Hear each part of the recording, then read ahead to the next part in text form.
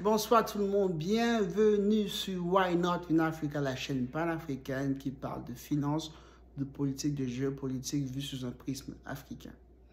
Avant de commencer cette vidéo, j'aimerais faire un mea culpa. Alors le mea culpa est très simple, j'ai fait plus que 3 mois, je pense, 3 ou 4 mois où je n'ai pas posté de vidéo parce que j'étais très occupé, je suis en train de préparer beaucoup de choses. Je ne vis comme vous, comme tout le monde, les amis, et je suis parfois très occupé. Et oui, je n'ai pas mis de discipline. Je sais que je parle beaucoup de discipline. J'en ai pas mis de discipline. Je vais m'excuser et dorénavant, sachez que Why Not in Africa est de retour. On va parler des sujets poignants ici. On va recommencer à parler de finances, de politique, de géopolitique, d'économie, vu sous un prisme africain et comment le continent peut se sortir des méandres géopolitiques actuelles qui soubassent et qui secouent actuellement toute la planète Terre. Allez, c'est parti.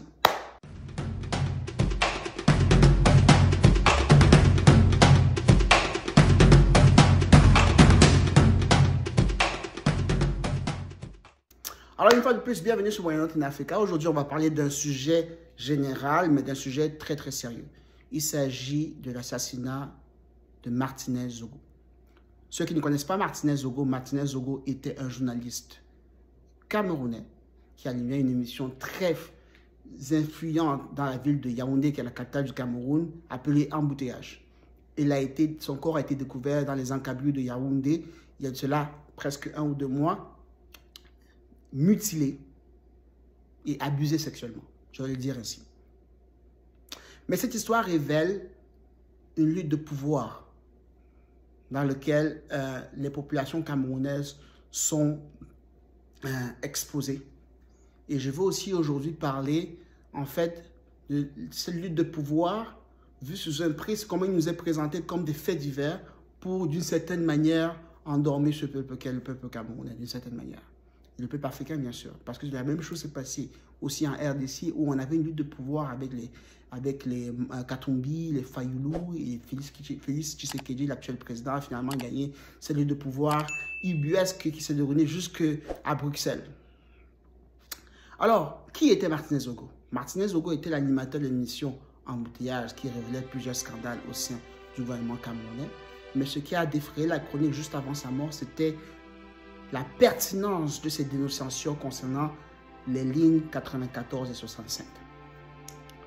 Ces lignes spécifiques étaient des lignes budgétaires au sein qui gérées par le ministère des Finances au Cameroun, qui permettaient de faire certains financements et qui puisaient, tenez-vous bien, presque 10 à 15%, voire même parfois 20% du budget de l'État camerounais ont été dilapidés pendant une dizaine d'années.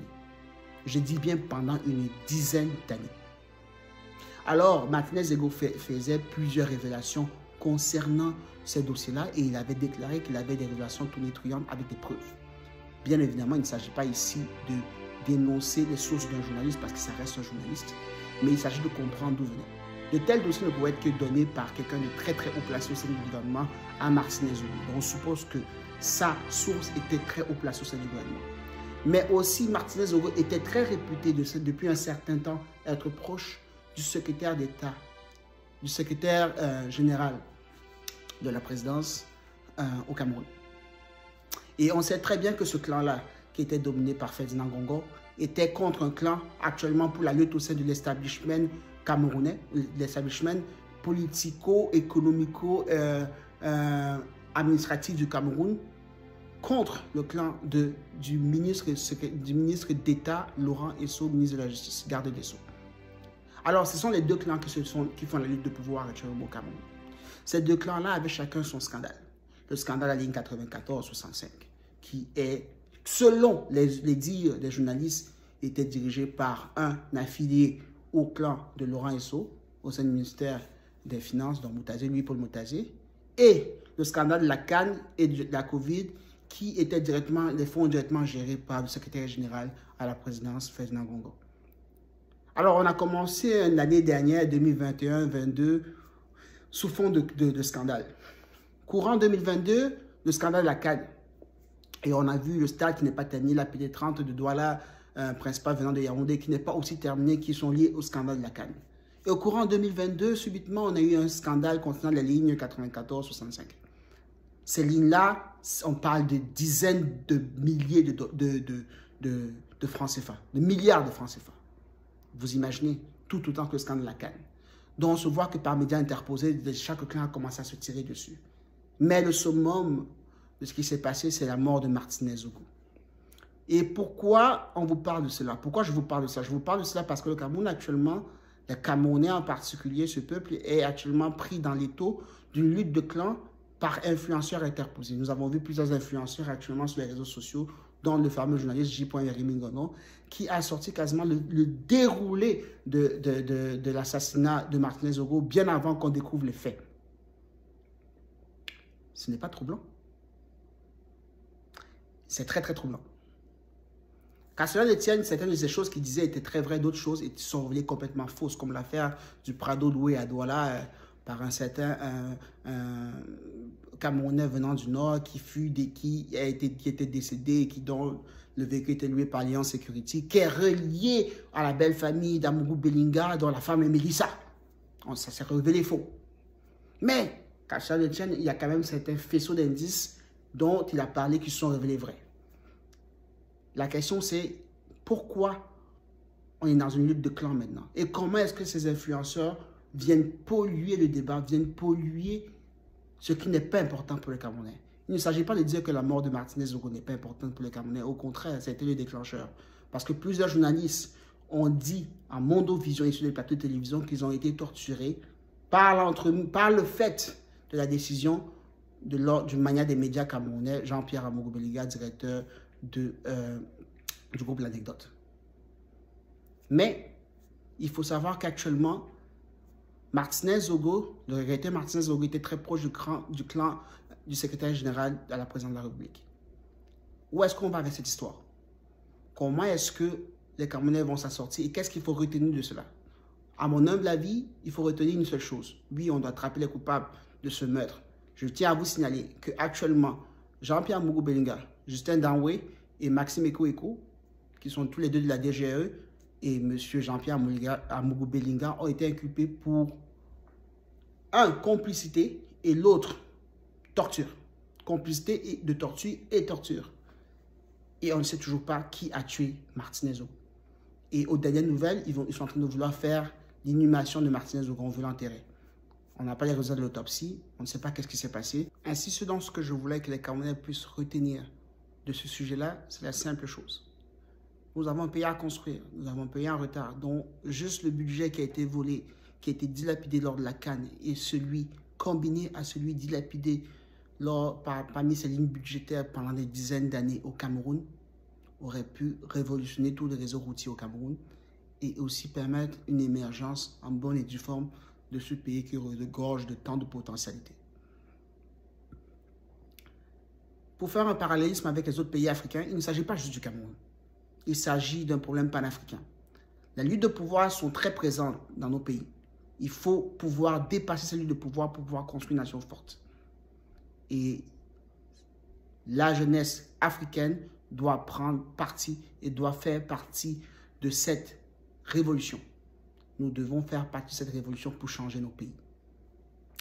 C'était ça le but de la vidéo d'aujourd'hui, de comprendre les meilleurs de cette discussion, les tenants et les aboutissants. C'est quoi le but principalement de cette révolution et de cette révolution de palais, je pourrais le dire, parce qu'il est très clair que le président vieillissant est partant. Pour comprendre à quel point il s'agit aussi à nous les jeunes de prendre notre responsabilité dans nos pays respectifs et de par le continent aussi, pour changer ce continent, pour qu'on devienne des acteurs mondiaux, il faut comprendre une seule chose. Actuellement, les pays européens, les pays occidentaux sont dans des spasmes économiques, je pourrais les qualifier ainsi, qui les obligent à créer des stratagèmes de plus en plus ingénieux pour pouvoir sauver leur économie. Pendant ce temps, on a tout un pan du monde qui est en pleine croissance. Ça veut dire l'Asie, depuis la réouverture de la Chine après la fermeture due à la Covid. Les marchés asiatiques sont en plein essor. L'Afrique, en fait, à travers plusieurs canaux comme la coopération avec la Turquie, la Russie, l'Inde, la Chine, le Japon, est en train de muer et en train de faire sa révolution, ne plus s'adosser uniquement aux Européens. Donc nous, les Africains, on doit prendre notre responsabilité. Et ici, je vais faire un peu de pub. J'aimerais vous motiver vraiment à aller regarder les vidéos de Philippe Simon sur le Brésil. Vous allez voir un pays qui, avec une dictature sanglante et très féroce, comme tous les pays d'Amérique latine dans les années 60-70, qui s'en est sorti et est devenu maintenant un tigre alimentaire mondial. Si vous voulez savoir pourquoi Lula da Silva, qui est le nouveau président suite à la perte de l'élection de Jair Bolsonaro au Brésil, ne s'aligne pas complètement sur les Occidentaux, lui qui est un ponte du socialisme au Brésil, c'est simplement parce que le Brésil et l'Argentine sont deux grands pays, ont signé des accords de coopération d'exportation alimentaire de ces pays respectifs vers la Russie pour substituer justement aux denrées alimentaires qui venaient de l'Union européenne. Think big, guys. Les gens pensent d'abord à leurs intérêts. Et nous, les Africains, on doit penser à nos intérêts aussi, d'où la position parfois de l'Union africaine qui ne s'aligne pas forcément sur les positions européennes sur le dossier ukrainien. Alors, je vous invite fortement à aller voir les vidéos d'Investir au pays de Philippe Simon, qui est un grand frère sur le game YouTube pour tout le monde, de comprendre pourquoi le Brésil et comment le Brésil a fait cette révolution. Il s'agit de science, il ne s'agit pas d'influence. Il s'agit de science et non d'influence. On a bien beau s'asseoir sur nos chaises comme tout le monde, parler, si on n'est pas des acteurs, personne ne viendra développer nos pays. Donc, je vous motive beaucoup plus à être des acteurs. Et ceux qui ont la possibilité, vous pouvez aller au forum Back to Africa, dont les dates, je ne les connais pas encore, organisé par Philippe Simon et par l'un des hommes qui inspirent beaucoup actuellement de cette jeunesse camerounaise et africaine aussi, qui est le mentor de Philippe Simon. J'ai oublié son nom, ce monsieur, mais qui fait des choses, des merveilles avec sa transformation du manioc.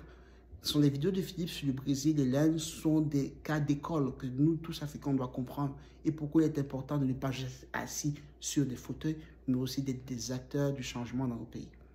J'en suis un aussi à ma modeste contribution. Je compte l'agrandir et je vous motive à le faire. Sur ce, soyez zen et surtout, abonnez-vous. Abonnez-vous. Bonsoir.